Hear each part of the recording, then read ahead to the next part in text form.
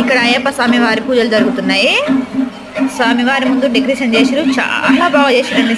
సీతమ్మ వారు రాముల వారు రామణాసురుడు యుద్ధం జరుగుతుంది కదా, అది ఫస్ట్ నుంచి చేసిరు, చాలా బాగా చేసిరు. అంత యుద్ధం ఎలా జరుగుతుందో మొత్తం బొమ్మల ద్వారా డెకరేషన్ చేసిరు, చాలా బాగా చేసిరు.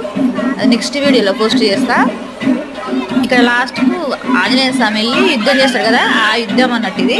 మధ్యలో వాటర్ ఫాల్స్ పెట్టి ఇక్కడ బాతులు కూడా పెట్టి చాలా బాగుంది. చూడండి ఎంత బాగుందో, చూడడానికి రెండు కళ్ళు సరిపోవట్లేదు, ఎంత బాగా డెకరేషన్ చేసిరు.